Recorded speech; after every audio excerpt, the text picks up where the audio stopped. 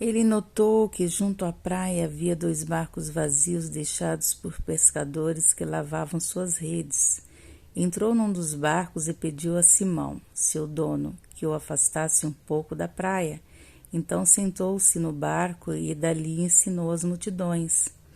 Quando terminou de falar, disse a Simão: Agora vá para onde é mais fundo e lancem as redes para pescar. Simão respondeu: Mestre, trabalhamos duro a noite toda e não pegamos nada. Mas por ser o Senhor quem nos pede, vou lançar as redes novamente. Dessa vez as redes ficaram tão cheias de peixes que começaram a se rasgar. Então pediram ajuda aos companheiros do outro barco, e logo os 2 barcos estavam tão cheios de peixes que quase afundaram. Quando Simão Pedro se deu conta do que havia acontecido, caiu de joelhos diante de Jesus e disse: Por favor, Senhor, afaste-se de mim, porque sou homem pecador. Pois ele e seus companheiros ficaram espantados com a quantidade de peixes que haviam pescado, assim como seus sócios Tiago e João, filhos de Zebedeu. Jesus respondeu a Simão: Não tenha medo, de agora em diante você será pescador de gente. E assim que chegaram à praia, deixaram tudo e seguiram a Jesus. O que eu aprendo aqui? Eu aprendo aqui que Jesus Cristo veio para os pecadores, né? Como está escrito lá em Marcos, capítulo 2, versículo 17, os sãos não precisam de médicos, mas sim os doentes. Não vim chamar os justos, mas sim os pecadores, né? Como assim não vim chamar os justos, mas sim os pecadores? Se a palavra de Deus diz que não há nenhum justo, lá em Romanos, capítulo 3, versículo 10, vai dizer assim: Não há um justo, nenhum sequer, todos pecaram, a uma se fizeram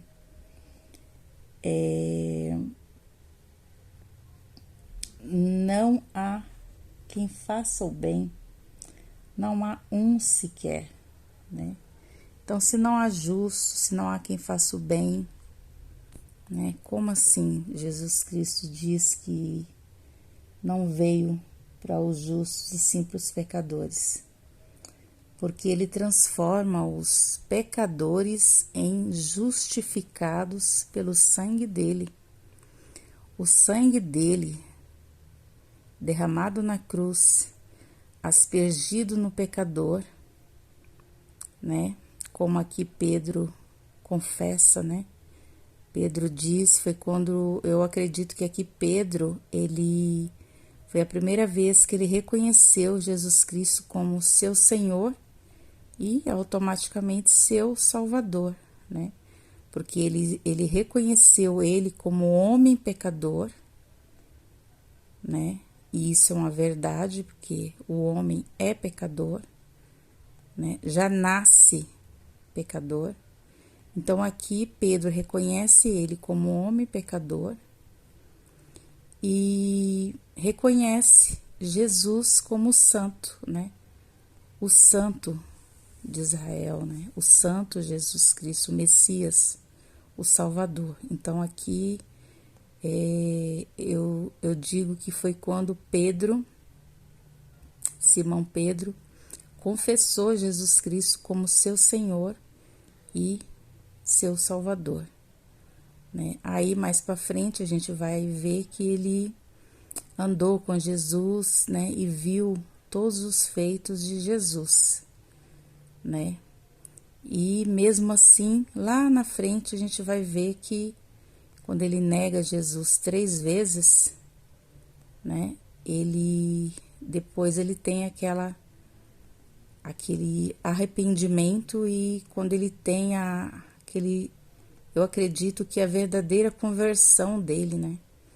Quando ele reconhece, né? Mais uma vez que ele é pecador, que Jesus Cristo é Salvador, é santo e é Deus, né? Porque sabe de todas as coisas, já havia falado para ele que ele ia negar Jesus.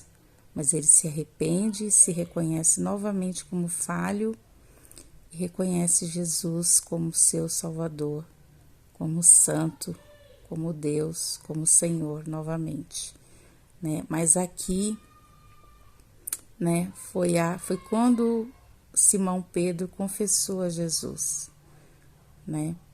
E ele fez isso porque aqui diz, né, que ele ficou abismado de ver, né, que ele antes tinha tentado pescar e não conseguiu, mas por ordem, né, de Jesus, que falou para ele: vai e lança as redes novamente no lugar mais fundo e dessa vez você vai pescar.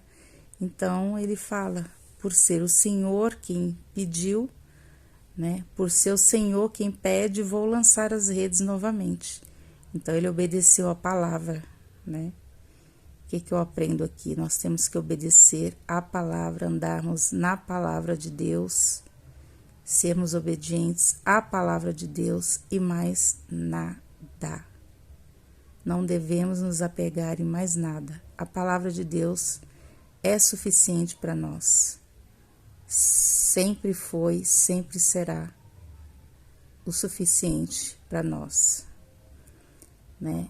E nos arrependermos, nos confessar como pecadores que somos, assim como Pedro, né? Por quê?